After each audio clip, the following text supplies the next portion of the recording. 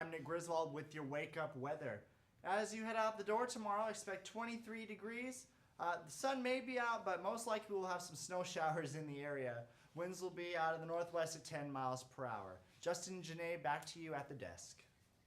And now for today's Kid Pick of the Week.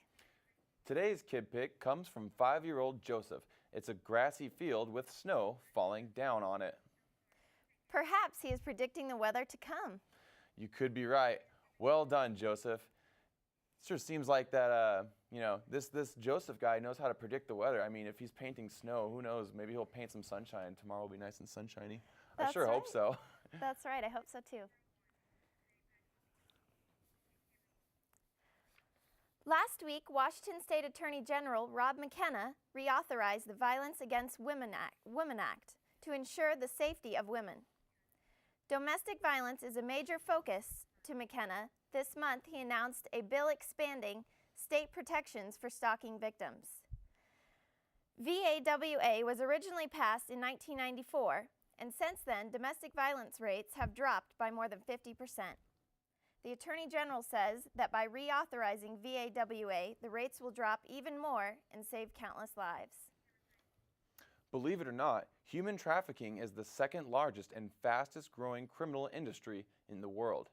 Recently, Americans have called for protection of these victims with the National Human Trafficking Awareness Day. President of the National Association of Attorneys General Rob McKenna has received over 700,000 signatures to petition this day. The petition reveals the strength of the public's concern on the human trafficking crisis affecting these victims around the world.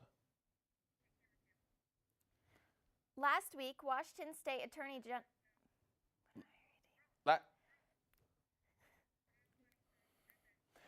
A gambling parlor in Sharon, Pennsylvania faced an attempted robbery unlike any other on Monday night. 41-year-old Fred Parker walked into Lucky's Internet Cafe claiming he had a bad case of staph infection.